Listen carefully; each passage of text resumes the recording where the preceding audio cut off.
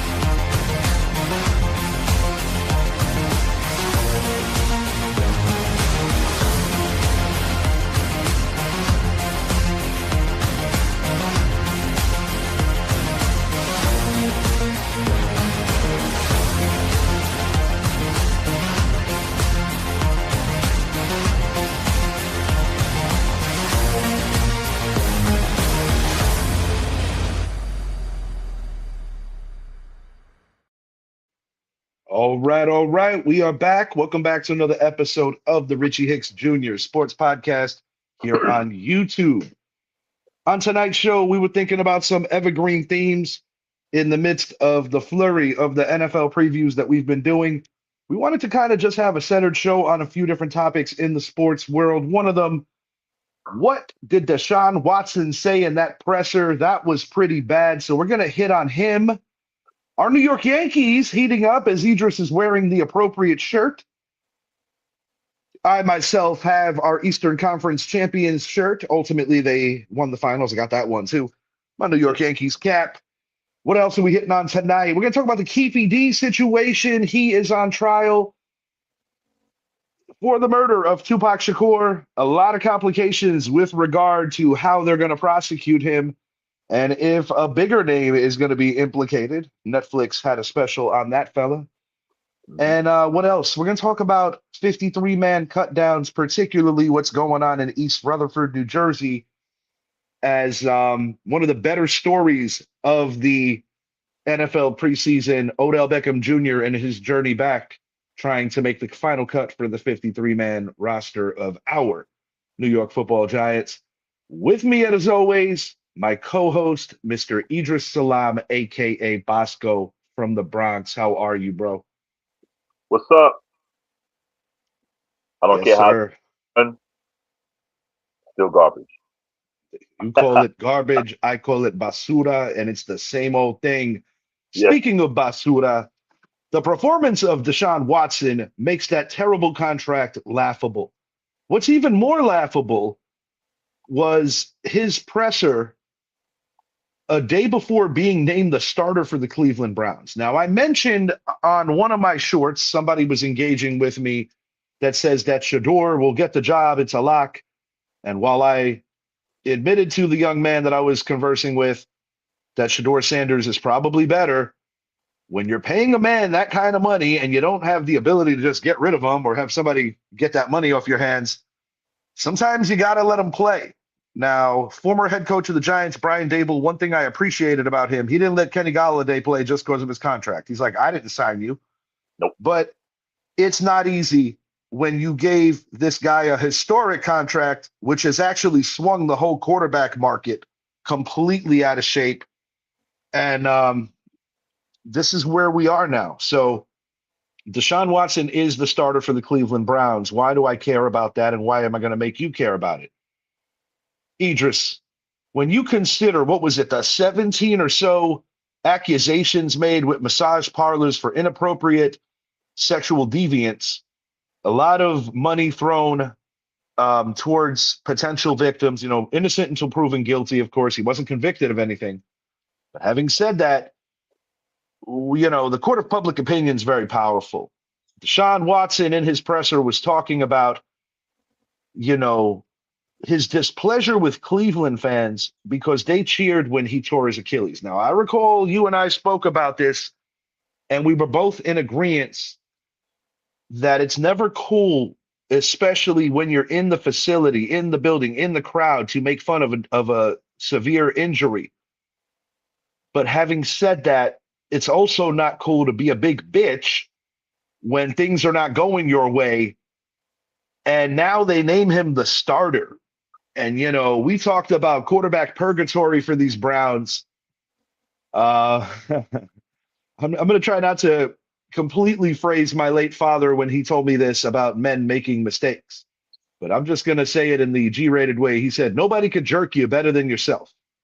And essentially, that's what the Cleveland Browns are doing to themselves. They got rid of Baker Mayfield, a quarterback that brought them to the playoffs and got a playoff win. And I don't know what it is with Cleveland, but it's like whenever they get a playoff win, which is few and far between, they end up getting rid of the guys that did it. They got rid of Belichick way back. He beat Parcells in '94. That was the pupil beating the teacher when Parcells was still coaching the Patriots. Belichick was gone not long after when they made that move to Baltimore. I believe in '96 was the year. And, they got rid of Baker after that team made the playoffs, after they beat their forever rivals, the Pittsburgh Steelers, in the COVID season in Pittsburgh. That was a big win for that organization. And, a couple of plays go their way, they potentially could have beat the Kansas City Chiefs in Arrowhead. Yep. Then they took a huge step back. Kevin Stefanski, Baker Mayfield, big-time problems. And next thing you know, Baker's in Tampa. Actually, he goes to Carolina first. Actually, he goes to the Rams, Carolina, castaway, reclaims his career. Now he's the man in Tampa. Deshaun Watson, who was a perennial Pro Bowl candidate and considered a top 3 quarterback in the AFC during his best years, gets a massive, unfathomable contract from the Cleveland Browns, while MVP Lamar Jackson couldn't get an extension from the Ravens. That also opened the door for ridiculous contracts like the Giants gave to Daniel Jones. Kirk Cousins always securing the bag. And a lot of middle-of-the-road quarterbacks have been able to benefit off of this stupidity that the Browns did. But Idris, back to the surface level. What the hell did Deshaun Watson say, and what the hell is he thinking? No words, dude.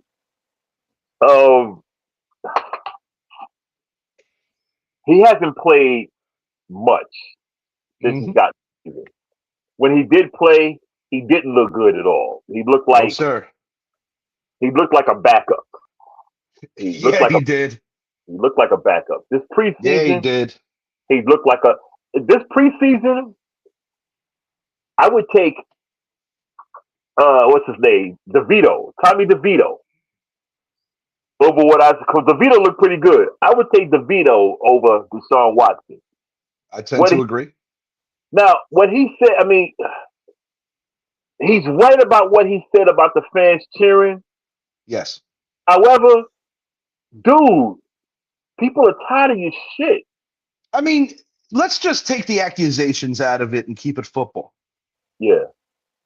When you take the bag at the level that he did, and you basically have done nothing since you've been this team's quarterback. To put it in perspective, Idris, Nick Chubb, who recently retired, congrats on a terrific career, Nick. Yeah, no doubt. He overcame a severe injury in the NCAA game. He comes to the pros, overcomes a severe injury in Pittsburgh, and comes back and makes a bigger impact quicker for not only the Browns and then his final team, the Texans, before Deshaun Watson did anything for the Browns after leaving the Texans. Right on. You have an upstart Shedeur Sanders, who, similar to our guy, Jackson Dart, has a bit of a cult following amongst NFL fans. Shedeur most definitely has a swag similar to his dad, Deion Sanders. And Jackson Dart has quite the swag as well. Even Tyler Shuck in New Orleans has a bit of a swag. That rookie class in general has a bit of a swag. What I find funny is that the guy that everybody said was a jerk and, too opinionated, Cam Ward actually has not really flashed that cocky swag. And I think it's important to be cocky when you are a quarterback to a level. But having said all that, you got to win games, you got to stay on the field, and the best ability is availability. And this Deshaun Watson thing has just truly been a nightmare for the Cleveland Browns organization. Cleveland being Cleveland, dude, and it's a shame. You know, I have nothing against the Cleveland Browns. I really don't. They are Nor one of do I. yeah. I mean, they're one of the foundation league teams, and they have 4 titles. You know, prior to the Super Bowl era, Yes, and indeed. they got some of the most loyal fans in sports. Big And facts. it's like, come on, you guys can't get not after Modell. It's like after Modell left, it took them the original Browns to Baltimore. They came back. It's like they came back about as worse as you can come back. They had that one good year when Doug Peterson was the quarterback. Yes. But and you know Baker Mayfield, yeah, he's a knucklehead and da da da da. But you know what? I think Baker could have done something if they kept him. I think he could have done something, but I think it was good that they did get rid of him because It was good for him, actually, career. in the bigger size of things. You know what I'm saying? And with Deshaun Watson, like, dude, do you realize what the fans feel? The fans are fed up. They're tired. True, they shouldn't have laughed at him getting hurt. And I'm not saying they were good. They were right for God because I think the guy's a piece of shit, my damn self. But dude, you gotta produce, man, and you can't go to the press and talking. You got to go up there and say, "Hey, I got a lot to prove." You know how like audacious criminals or just certain people in general, how their reputation precedes themselves, and they Yeah, just kind of show off a layer of narcissism that genuinely turns people off. yeah.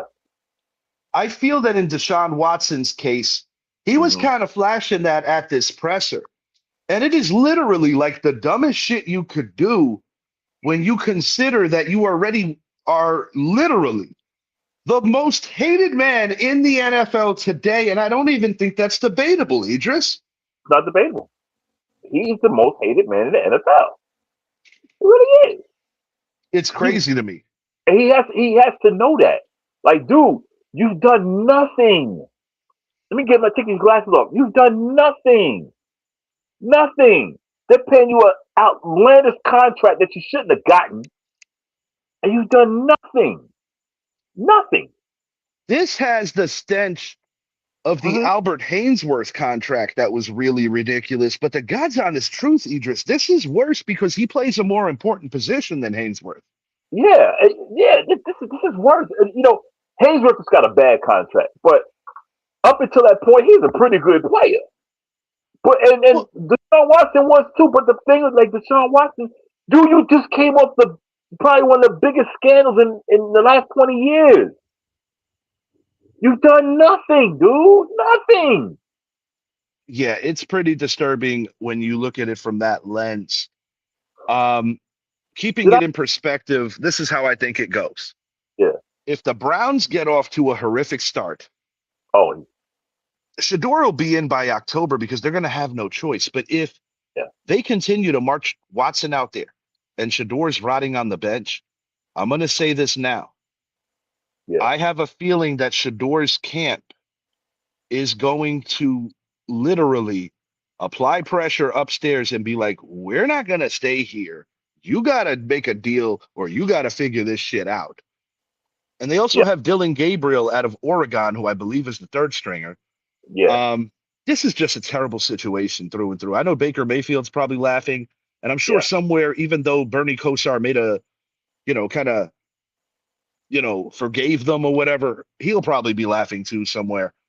Another guy that really got the And I know short hairs after blood, sweat, and tears for that organization. Joe Thomas is saying, "I'm glad I retired." Yeah, Joe I'm, Thomas was a premier lineman for a very bad team for a very long time.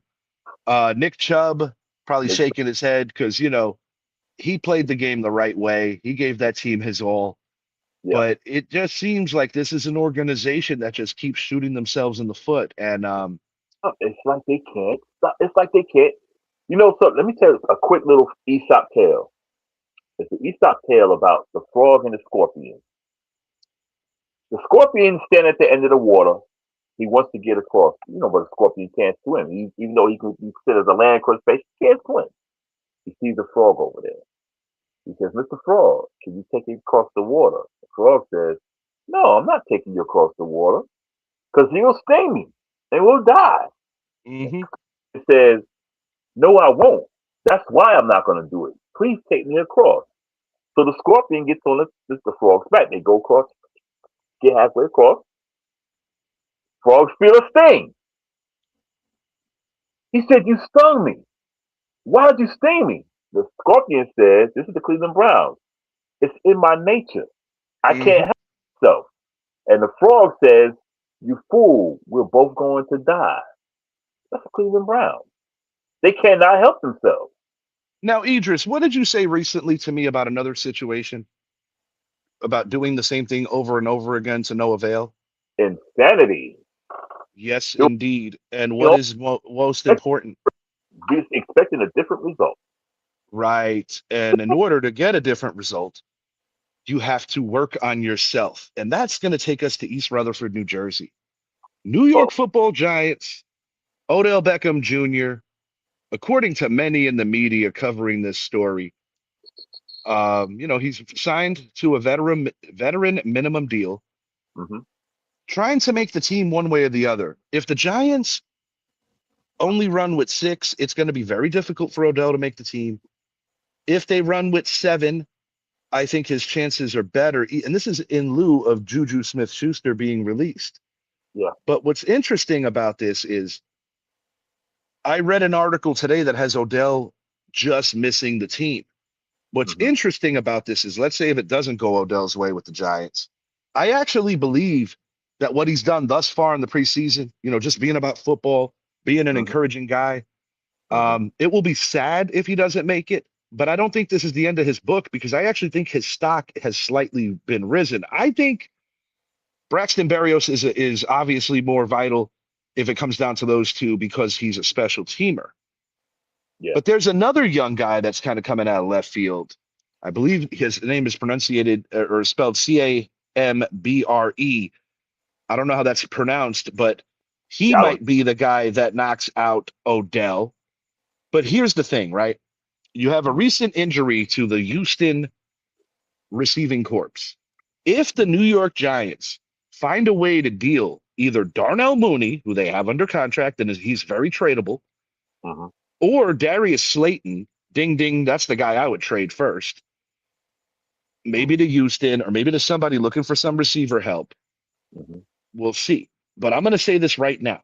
This game against the New York Jets coming up,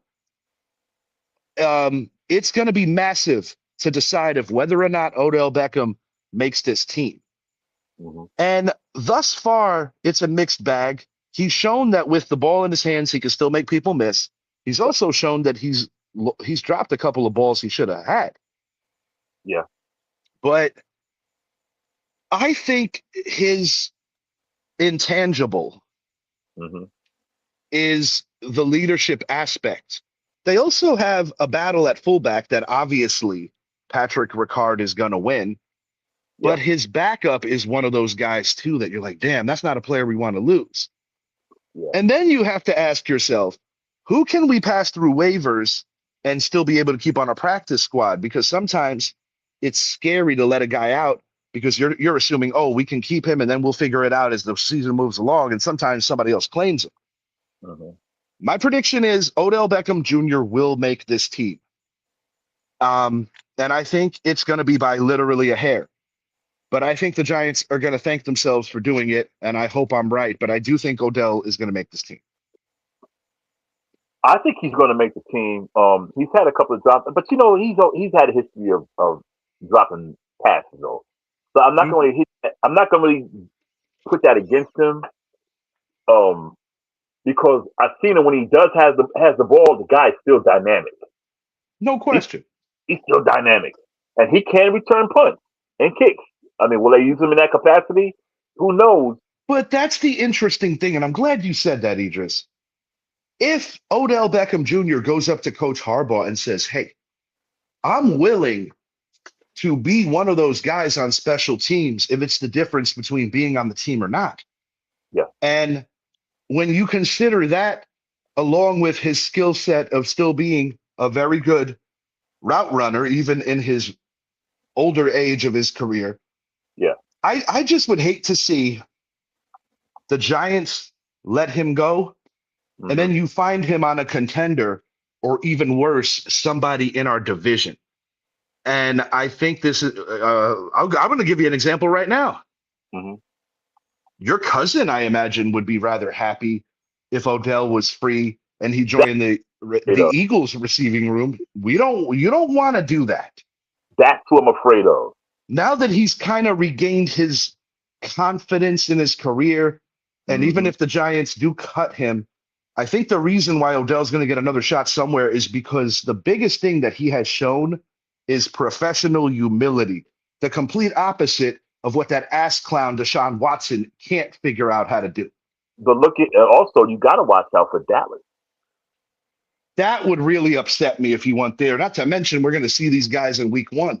Because see, with Dallas, you know, as much as Odell has matured, he still wants that limelight. And where else would he get it other than New York, Philly, or Dallas? No question. Jerry Jones is going to be like, Jerry Jones is going to pump him up. So, you know, I think he makes the team. One reason is because of his veteran leadership, and Harbaugh knows him. But I still think, yeah, that's a good point. Yeah, that is a good point. I mean, granted, the whole association of a coach thing doesn't always save you because the Giants recently traded a guy, offensive lineman, for a 7th round pick from Jacksonville who had ties to Harbaugh from Baltimore. And the offensive line is also interesting because that's going to account for probably at least 10 dudes on this team, which is almost 1/5 of the team. Running with 7 receivers is possible, but we're not sure. I think the best route for Odell to make this team, and then it's not just like you're planning everything around Odell. I think the best thing for the New York Giants to do, if they find a partner, and I don't give 2 shits if it's a 7th rounder, because when people are like, oh, we should get a 5th or a 6th for Slayton, I'm like, guys, it's not about the pick you're getting back. It's about the salary that you're dumping off. It's the salary, right? Because if the Giants can find a partner, before opening night or before the 53-man cutdown, I should say, it would behoove them to do it. So let's see if the Giants can unload Slayton or Mooney, because it seems like Mooney is getting outperformed by Calvin Austin, who I didn't think a lot of people thought was going to emerge. And you got Malachi Fields. Malachi Fields, by halfway through the year, should be the 2nd receiver on this team. So it's a good problem to have. Yeah. I hope he makes the team. I really do. And with Austin, I like Austin because he's not a big guy. He's one of them guys that can run the end around like he did the last game, stuff like that. He's a shifty guy. So I like him. I didn't expect him. I didn't expect him to perform like he's doing. So, but I think Harbaugh will keep OBJ. He know OBJ is a crowd favorite. He know OBJ is a veteran. He knows him. He knows him. He knows him. He knows what he can do. You got Jameis and you got OBJ, man. Yeah, I just can't see them bringing him back and him showing enough. And I'll put it to you like this. I know that it's a numbers game, and sometimes a receiver getting cut isn't necessarily holding him against the other receivers. Sometimes it's because you're holding another tight end or you're holding another lineman. Yeah. It's just the numbers are the numbers. Yeah. But we shall see. I think he's going to make the team, keeping it in MetLife. We're going to talk about the AFC East for a moment because, Brett was on the show yesterday. It was kind of an improv deal, but I do want your opinion.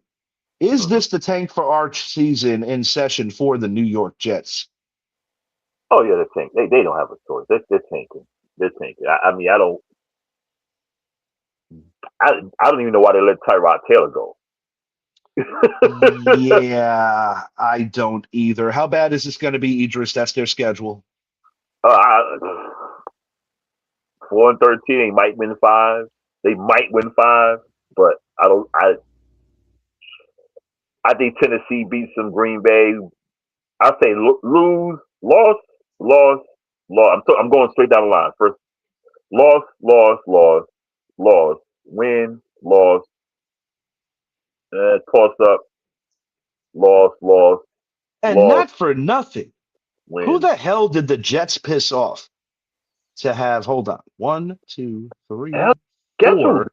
4 of their first 6 games are on the road. Right. as bad as they are, they got to go on the road 4 times in the first 6 weeks. That is brutal. The only relief they might have is at Cleveland. Oh no, that's not at Cleveland. Oh my goodness! But that might be I'm the gonna only. give them a chance week 1, but remember that's Robert Saleh on the other side. Know that. And That's what. yeah, and I'm gonna give them a chance week 5. The Dolphin game could go either way both times because they're both around the same level, and I guess you could give them a puncher's chance against the Cardinals. Yeah. The Jets have had a propensity over the years for upsetting Buffalo every once in a while, but I don't see that happening this year. All right, let me be generous here with the games they could win and assume they win that. All righty. All right, Tennessee could be a dub. Cleveland could be a dub. And let's say they win 1 against Miami. The Raider game could be a dub. I'll have them losing that one. Or the Cardinals. Yeah, bro. 4 wins max. 5 if they're lucky. 4 and 13. Look at that finish, dude. Denver, okay, they go to Arizona. That's not gonna be that easy. Denver, Arizona, the Patriots, versus the Vikings and Buffalo. That's the finish. It's brutal. It's absolutely brutal. The first 6 games, insane, except for Cleveland. The last 5 are insane. Yeah. 4 wins. So we're on the same boat here because last night Brett and I kind of bypassed the Dolphins and Jets. I mean, we spoke about them briefly, but the story obviously is the Patriots and the Bills. But to be fair, I'm going to give the Dolphins a chance here. That's their schedule. All right. Doesn't look too much better. I just want to make sure. Okay, it's going row to row as opposed to up to down. So row 1 in order, row 2 in order. That's the way they're rolling here. Let's see. Same thing. They'll win one of the Jet games. Good God, this is bad, bro. That's what I This said. is terrible. That's what I said. I don't know, dude. Buddy, and you saw what our Giants did to them. Now, granted, both teams are playing backups, but still, it says a lot about your depth and just what's going on in that locker room. Yeah. Oh my! If they don't win the first one against the Raiders, which the Raiders are going to be a little better, dude, I'm not trying to be an ass. I only see 3 potential wins here, possibly only 2 potential wins. This is scary, bro. They could go 2-15 or 1-16. I am not playing with you. Exactly. That's what I'm saying. I'm like, I don't know, dude. I mean, every team is good for an upset randomly somewhere. Yeah, but this might have the stench of like that 2007 season where the Dolphins were winless for like, what was it, like 12 straight weeks or something? That was the year that the Giants beat them in England. But oddly enough, they gave the Giants a hard time. Yeah. My goodness, this is scary. Joe Milton got a lot of he got a lot to do, man. Yes, indeed. Whew. All right, Buffalo Bills. I find this schedule to be, I mean, obviously they have a second place schedule because the New England Patriots won the division plus the conference. Yeah. But sometimes when you play teams, or whether it's a road or away split, matters. And I'll be honest with you, the way the schedule lays out, I think the Patriots, I'll show you their schedule next, have a better schedule than the Bills. Last night on the show, I predicted that the New England Patriots would squeak this division with an 11-6 record, whereas Buffalo would go 10-7, because I'm looking at this, right? So you got the home opener, your new stadium against Detroit. I predicted last night that'll be a shootout. Buffalo will find a way to win. Yeah. Chargers are much improved. And if you're going to play the Chargers, or rather, if you're going to play the Bills, you want to play them when the weather's not cold yet. Right. That's in Buffalo. That's a potential upset alert. They have 3 consecutive home games, which in that regard is an advantage. But there's very stiff competition. Their first, I guess you could say, easy game would be the Vegas Raiders before their bye week. But there's potential that they can get out of the gates a little scary here. Let's say 1, 2, 3. They could be like, no lie, dude. They could be 1-4 or 2-3 before the bye. Yeah. Do I think they recover? Yeah, I think they're a playoff team. But this is not an easy schedule, bro. It's not. It's not. I got them at 10-7. You think it's going to be worse than 10-7? I got 10-7. 10-7. Just kind of getting in there. I want to ask you this. Davison Abigno-son, I think I pronounced that right, out of the Ohio State University, their corner that they drafted, in my opinion, one of the better corners in college football that gets a little overlooked. Of course, Gerard McCoy was a guy that people paid attention to. And our man Colton Hood, who filled in for McCoy as the number one, I thought did an admirable job. Yep. But will he make a quick transition at the pro level where he could be what Buffalo needs? Because this is a division, more so a conference, that has some serious receivers. And I personally think that kid is going to mesh well into what the Bills are trying to do.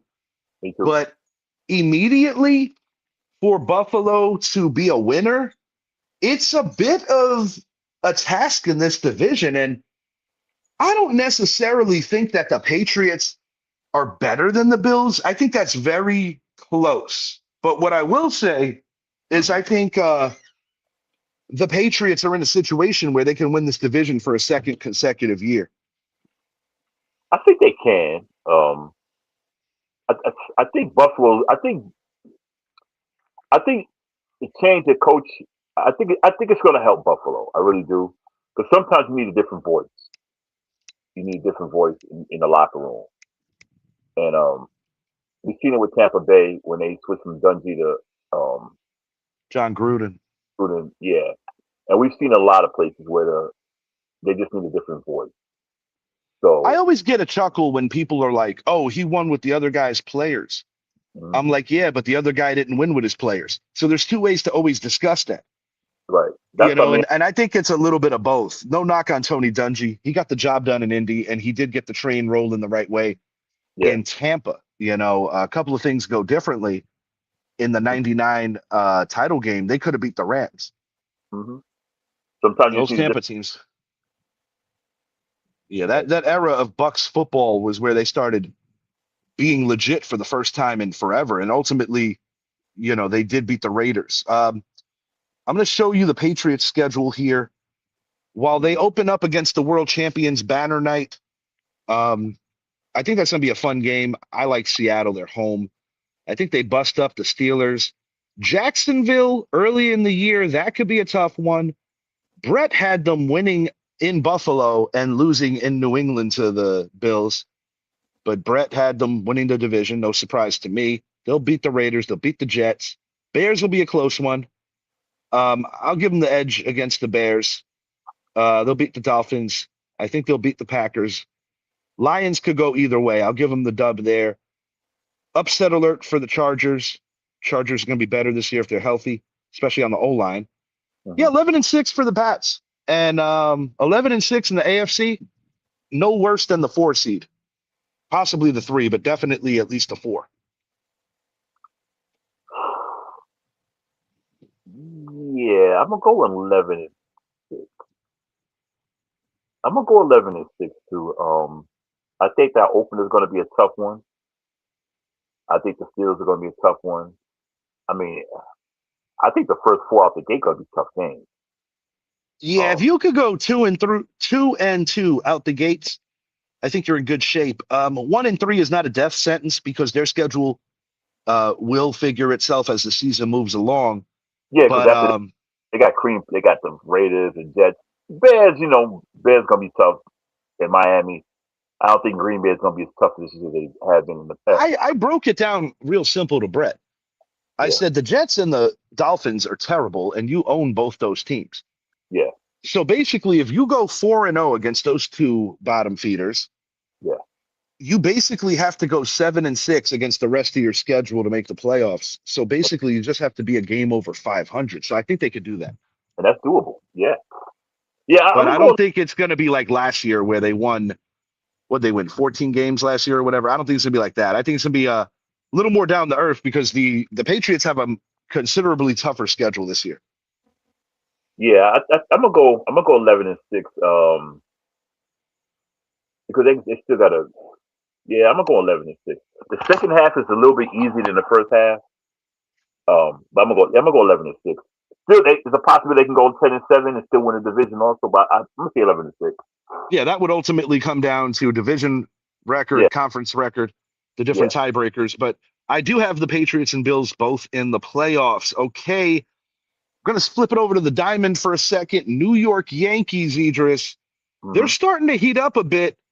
Winning 6 of their last 7. The offense has gradually been getting better. It's great to see Cody Bellinger back. But I wanted to throw this at you. With the Giancarlo Stanton injury essentially ending his season, and he missed a ton of games before that final rehab assignment probably put him down for the year. Captain Aaron Judge, I think within 14 days he'll be back. We obviously got Elliot Ramos, who's kind of like a platoon guy in the outfield. And we also picked up Garcia, who is a power hitter from the Nationals. He's hit a couple of home runs for us since he's been in the Bronx. Played second in Washington, but that's Jazz's spot. So he's kind of platooning between DH and first base. Thing I'm saying, Stanton is a clog for the DH position. So by having Goldie, Ben Rice, and Garcia, who all play the same position, now you could spread 2 of the 3 guys alternating DH, alternating first base, and you still got Paul Goldschmidt, who against left-handed starters would probably get a start. You give Ben Rice the DH spot. Ben Rice gets a day off here and there. But the point is that I think it makes them a better lineup and more versatile without Stanton in the lineup because he doesn't offer anything outside of home run power because he doesn't play the field. Nope. He still strikes out a ton. He has no speed. And he gets hurt all the time. And the Yankees have to figure this out. But I believe that it's time to strongly consider putting Giancarlo Stanton out to pasture and just paying the man his remaining dough, figure it out. But, I think that's the way you got to go because it's very unlikely they're going to find a suitor for Stanton.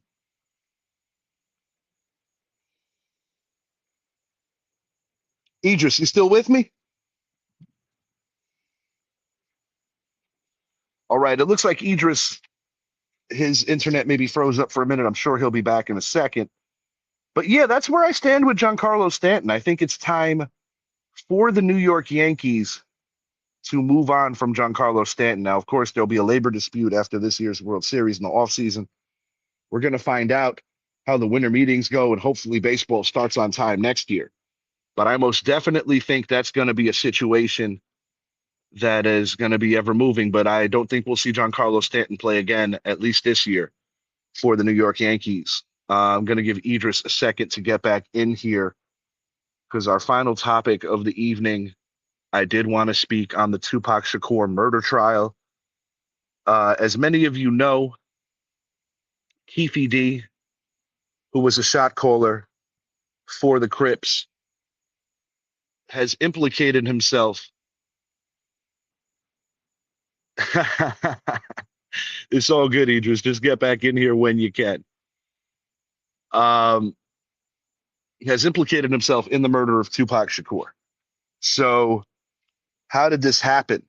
Well, he was granted immunity on a drug charge to give them information. Originally, about the Biggie Smalls murder, he said, I don't know nothing about that, but I know a lot about the Tupac one. As many of you know, in the MGM Grand, Orlando Anderson was beaten down by the death row entourage, including rap megastar Tupac Shakur. In that lifestyle, you do not put your hands, similar to the mafia, you don't put your hands on a known street member and expect that you're not going to get touched. And it ultimately produced the greatest tragedy in the history of hip hop on the Vegas Strip. And, 30 years removed, there is a lot of evidence that is not really there. You have a lot of talking. Compton street legend, he went on Vlad TV, he went on Art of Dialogue. He's been everywhere talking about that fateful night. But you don't have immunity after you're in the station, so to speak, with the cops. And that's how Keffe D ultimately got arrested. Now, when people commit those kind of crimes, silence is golden, and he had everything lined up to get away with it because the streets don't really talk like that because of the ramifications. But what I find interesting about this is there's two reasons why guys talk. If they're dying and they want people to know the truth, and Keffe D did have cancer, or if they feel remorse. But to be completely honest with you, I don't think there's a whole lot of remorse there. He taunted Vlad when Vlad told him that Pac was his favorite rapper. And, you know, in conversations so many years later, Keffe D still exhibits a lot of anger about what Tupac did to his nephew, who is no longer alive, Orlando Anderson. Keffe D is the only guy alive in that white Cadillac. Idris Salam, he did implicate Zip Martin, who is no longer with us, as the middleman for holding the money of the 1 million that Puff Daddy put on the heads of Suge Knight and Tupac Shakur. They achieved one of those murders. According to Keffe D, Zip Miller got the money. He moved it around. He invested it. He got it at a club. Obviously, Death Row Records went down the drain when Suge violated his probation that same night in the MGM Grand. And for years and years and years, this has been a huge mystery in the world of hip hop.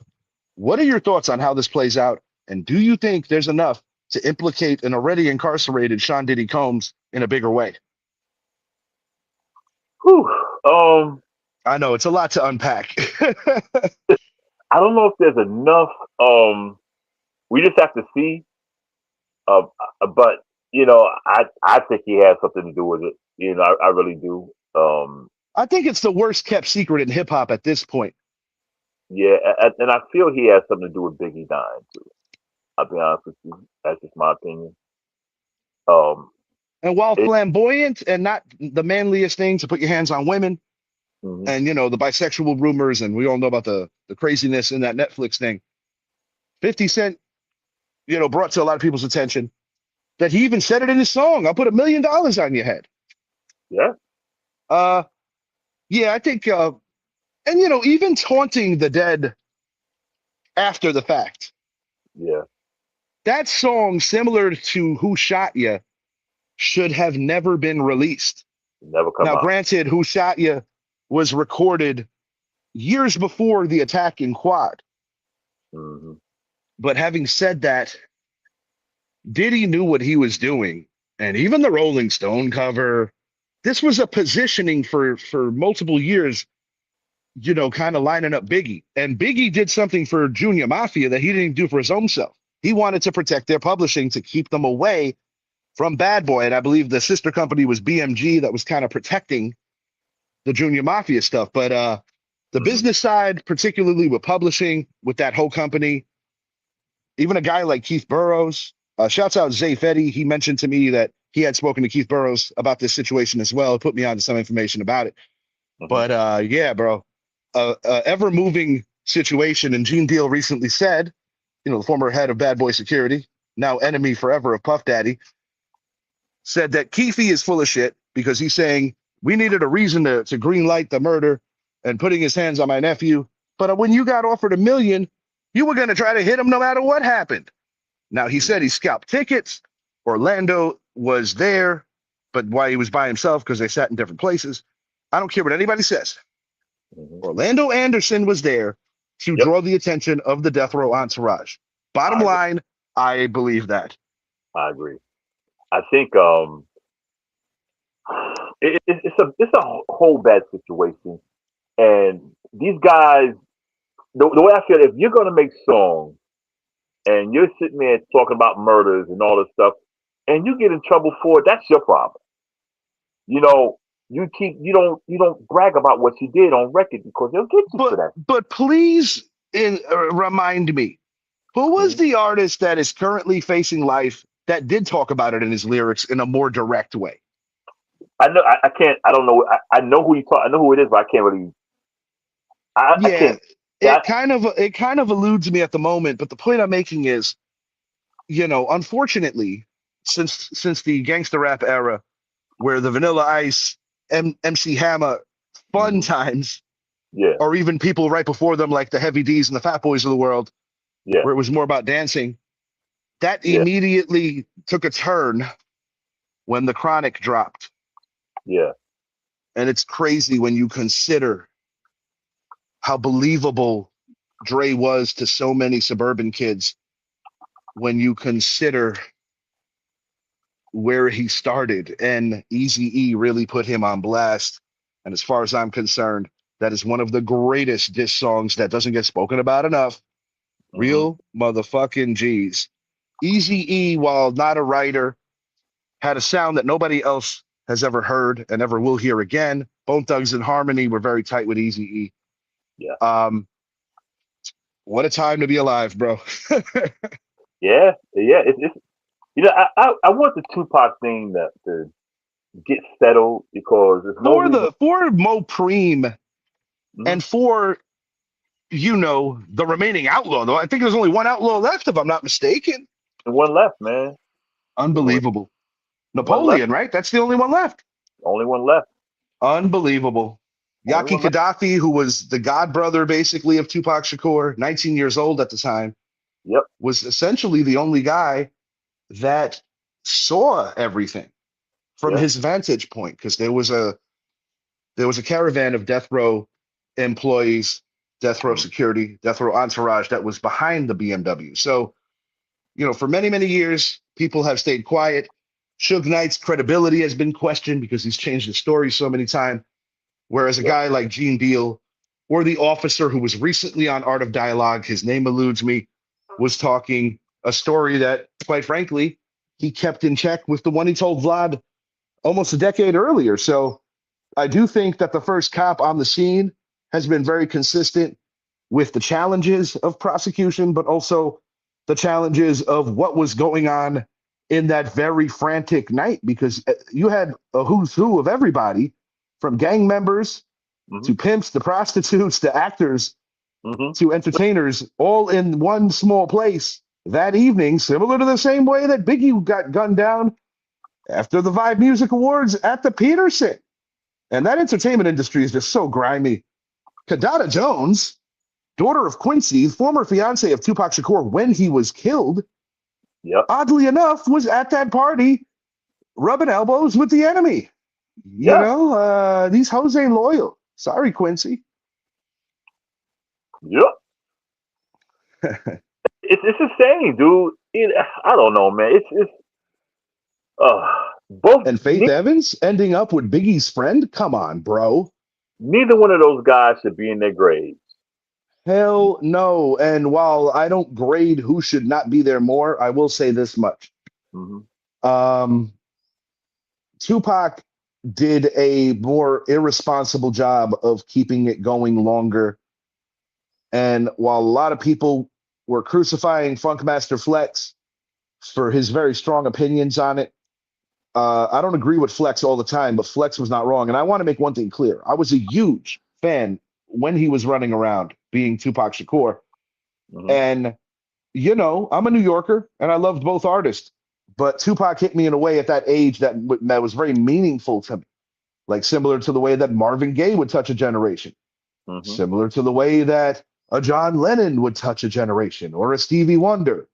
That caliber of artist. So, the world lost a big time voice. And I don't think it's just about the hip hop side of it, because if we're talking pure lyricism, I can come up with many that can supersede Tupac Shakur, whether you're talking Rakim, KRS-One, Nasir Jones, who's still doing it, and a litany of underground artists. But the point is, a huge voice was silenced forever that night.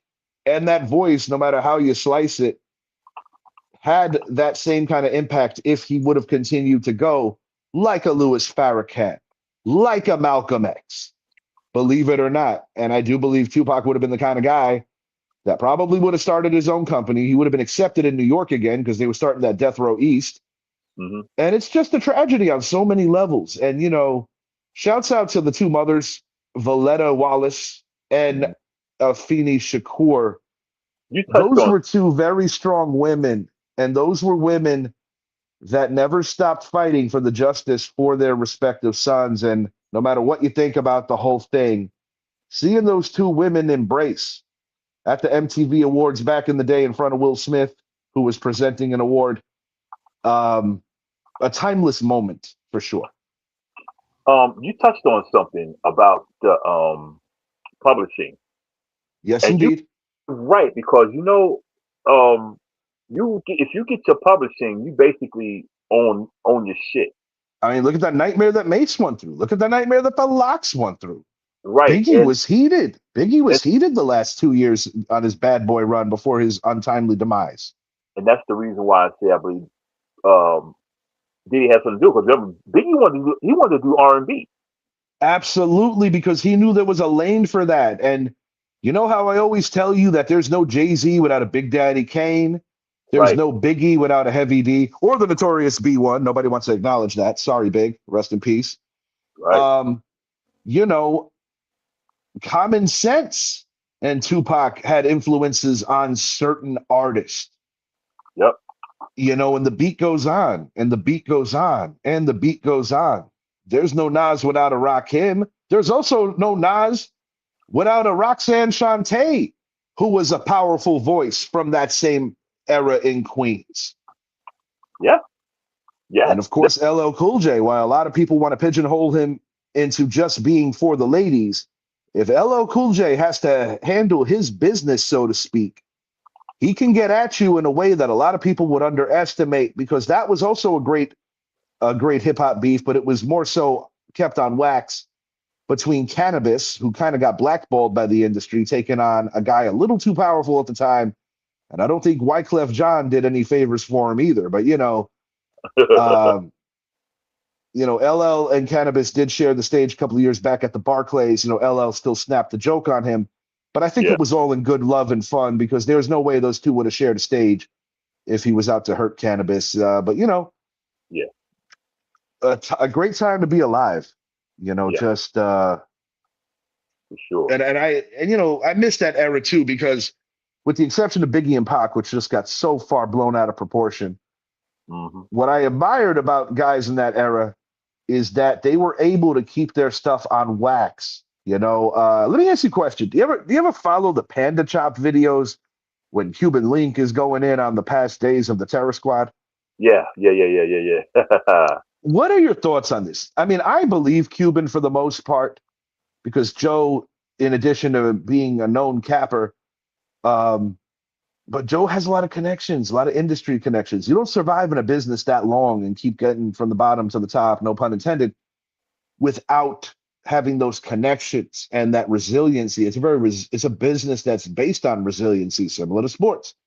But I will say this: Cuban's been pretty consistent with all his stuff, but unfortunately, I think the pain and just the mind fuck, so to speak, of what happened to him really put him in a position where, I understand the blackball, but at the same time, at some point or another, you most definitely fell out of love with what you do, because there's really no excuse for not working harder. And I'm not defending Joe, but Cuban stopped working harder and kind of made a second career about, just really, don't get me wrong, I love hearing the old school stories. It does talk a lot about even the Angie Martinez thing. That's an interview that I hope drops one day, the Tupac interview in the entirety. But I try to educate people. WQHT Hot 97, #1 station in the nation. They're the guys who have control of that. It ain't Ange. And I will say this: no doubt in my mind that Sean Carter and Sean Combs had a lot to do with that never coming out. I agree. Yeah. It's incredible, man. 30 years later, we're still talking about this man. So, rest in peace, Tupac Shakur. It would have been great to see he and Christopher Wallace blossom into more mature men, because I think they had a lot to offer more than just the music industry. Yeah, I agree. Neither one of them should be in the grave, man. It's crazy it got to that point to where that bitterness was so much it came to where it was. And with Tupac, I mean, I like Tupac, and I'm not saying this. I'm not saying this about him to trash him. I'm really not. But when you look at back what happened, he was the cause of his death. Like, yes, indeed. And I hate it because all that talent, man.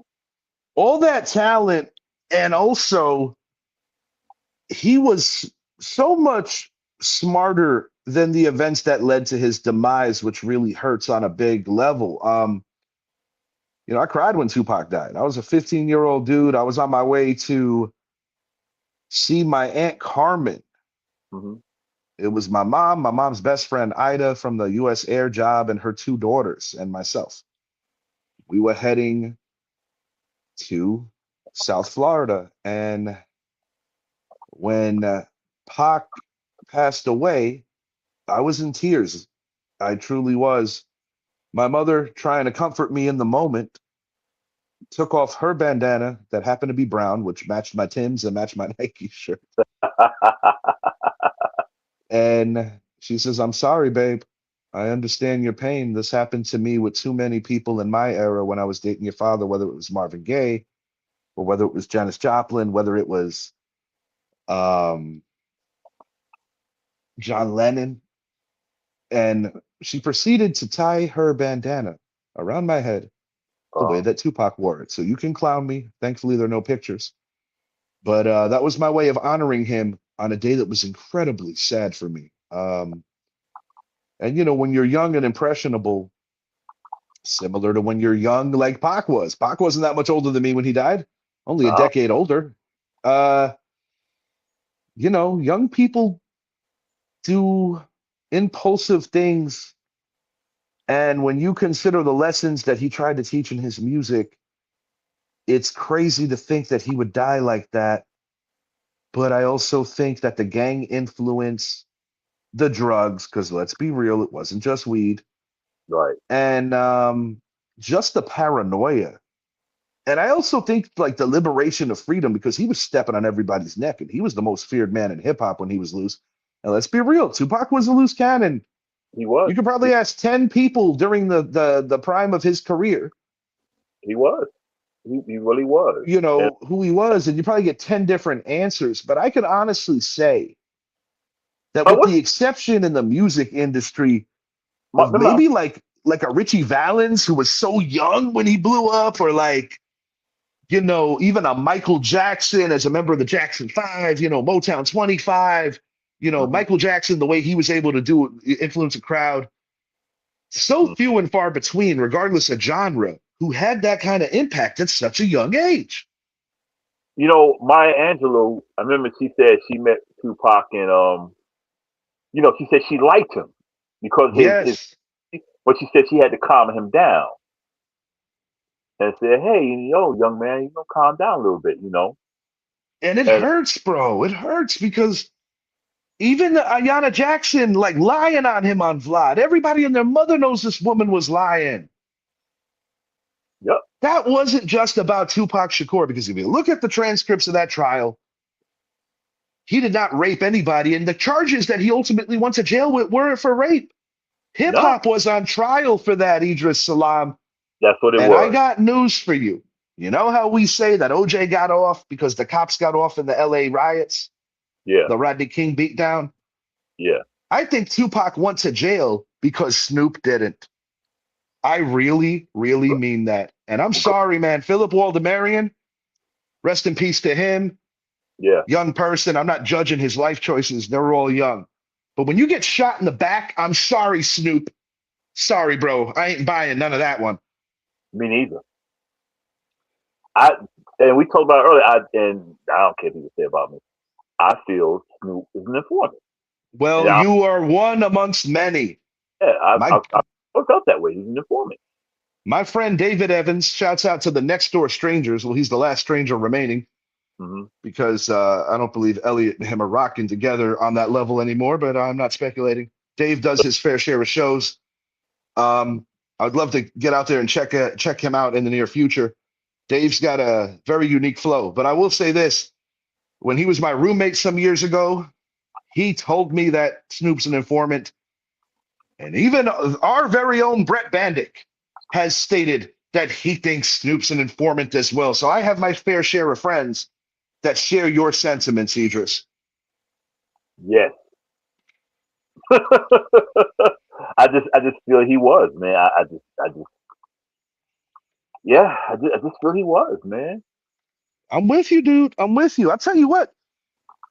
This was a fun show for the sheer fact that with all the seriousness of football coming up, and we got, you know, the last month of baseball coming up, everything heating up, a lot of serious stuff. And before we know it, our New York Knicks are going to be back to defend their title. Um, it's kind of fun to get into other stuff on a more topic-based thing Mm-hmm. as opposed to like the pounded out grind of the information-based Yeah, day-to-day happenings of the preseason, of the division previews. Don't get me wrong, I love doing it, but this was a good change of pace tonight. yeah, I agree. We need to do it more. Hey, football season is like right around the corner. Basketball season right around the corner, and hip hop is always in the building. Hip hop is indeed always in the building. Shouts out to King Apocalypse. I've really dived into his catalog after hearing the tragic news from a friend of our show and a friend of ours, Eric Papa Rock Perez. Really good person, diehard Giants fan. These two were brothers. And one thing I take serious is brotherhood, because if you're my friend, you are my brother. Mm-hmm. And, I saw Eric's pain, but also his love for his brother-in-law, King Apocalypse, Mm-hmm. saying how he's going to celebrate him every day. And, us being hip hop heads, us supporting the independent artist as you are one yourself. Mm-hmm. Um, I think it's just a great thing to make sure that this man's music keeps getting to the ears. And I understand that you have some vocals of his that you may put on Grown Man Energy 3, which I think is Old Man Energy 3, I should say, which I Yeah. think is really going to be great. Yep. Yeah, I have one of his CDs, and I'm remixing three of his songs. I'm gonna put them on there, and I'm gonna talk to Eric Papa Rock, like, yo, let's do this legally. Um, Yeah, but yeah, absolutely. Absolutely. Reach out. But yeah, really cool, man. Really cool. And it's been a pleasure to share his stuff. And, I went into his catalog and I got to say, bro, the drugs joint, oh boy, yeah, that was a banger. Very talented dude. yeah, yeah. That was my dude, man. Like the diehard Knicks fan, diehard Giants fan. Um, I'm just so happy that he got a chance to see the Knicks win. A lot of New York diehard Knicks fans Mm-hmm. missed it. You spoke about another loss in that same fanhood community of the NYC teams that unfortunately missed it by a year. So, that was another reason why it hit me. And shouts out to Skyzoo for the New York anthem that he put out a couple years back. Yeah. Because if there was ever a song that legitimately explained love for the New York Knicks, it is most definitely that. Yeah. Yeah. And even your man C Block, who threw down Big Nick Energy, you talk about the timeliness of a song, and for them to go on that historic run, Man, unbelievable. I keep saying it, but it's the truth. What a time to be alive. it's what a time to be a Knicks fan, dude. Because you know what, Yes, and indeed. the thing about it, and I know we're way over time, but the thing about it is, I watch a lot of videos on the Knicks, and to see how the fans are acting. I mean, in the Philippines, in the Yeah, Philippines, bro. they got Nick pages, Knicks in the Philippines, Knicks in the Bro, French. they are very passionate about the NBA in the Philippines as well as boxing, obviously, because of the legendary Manny Pacquiao. But to see the Knicks stuff, I'm like, wow. Like it's like, wow. Yeah, people don't realize sometimes because we are all guilty in our own way of just kind of being in this little bubble of the United States that there's so much out there. And you look at a guy like the late great Big L who used to travel to Europe and really make his bread. Yeah. Because before he really got his American break, unfortunately, he paid the ultimate price for something that was actually his brother's beef. And those are, many a sad story in the streets, but these are legends. These are guys that are timeless as far as I'm concerned. I'm gonna hit you with Big Nick Energy. giving the shout out since the Knicks are on the brain, and we're going to close it out with the final song which you put together, which I think is pretty dope. We've been ending the show with that, and definitely want to give him his roses this week, as family's healing and people are celebrating him. So we're going to keep that voice alive. Oh, yeah, For Idris, I am Richie. Please subscribe to the channel, Richie X Jr. Sports Podcast on YouTube. Announcements to come for our next show, but I'm just going to tell you now, more than likely, as my time is going to be a little more free these days, we're going to be hitting on the NFC West preview. Ryan Shed, I'm going to reach out to him because he's our resident Niner fan. And we're going to bring that. And then before the season opener, the final preview will be the NFC West. And we'll keep you up to date if anything big happens in the world of football with a trade or anything big. And Major League Baseball, fun time to watch. But for Idris, we are out. And until the opener, you're going to keep hearing this. And you'll probably hear it during the season too. Knicks in 5. We out. Yes, sir. Peace. Big energy, we ain't playing nice. Kings of New York, ain't no rolling dice. Flexing on these bitches, we the real deal. Ain't no stopping us, this is how we feel. The Bronx, Manhattan, Brooklyn, the island of Queens, we ballin' hard. Fulfilling all our dreams, thugging through the hustle. Got that grit and grind in this big Nick energy, we forever shine. So let them know we rockin'. From the garden to the booth, Knicks in the building, bringing straight up truth. With our heads held high, watch us rise and transcend. Big Nick energy, this is just the beginning. Big Nick energy, we ain't playing nice. Kings of New York, ain't no rolling dice. Flexing on these bitches, we the real deal. Ain't no stopping us, this is how we feel. Even though there's no bad weather in here. I'm old school cowabunga, up and down the strip, fuck the tourists all summer. Little black book full of hella hoes numbers. The motherfucking original bad bitch hunter. Came from hot winners, cops and block spinners. Old Huntersville with the dime sack winners. Blunt spillers, the puff givers. Years later reminiscing still gives us shivers. The rhythm I deliver for my niggas, I'm uncanny. When I'm on stage, they rub titties and throw panties. A big punny should've won the Grammy in Miami. Big truck Jews with the skulls carved in the swammy. Hold my umbrella, twin let me rain on this fella. Marinara sauce, I melt his mozzarella. The block dweller, the moldy seller, the weed seller. I still knock the glass slippers off Spinderella. Go getter, I let her the hardest ledger. Y'all niggas forced to dump down, I get better and better. Till that thing squirt the bed wetter. Wheel up, selector, ease up, and better. Yeah, you see the best. They're talking much up here. Oh, yes, they are. No, they're not. No, they're not. They are.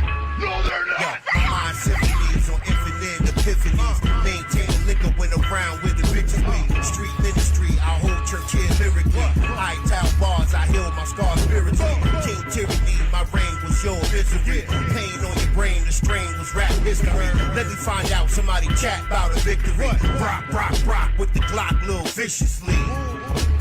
Freak them a pepper seed. I preach the word from a book they can never read.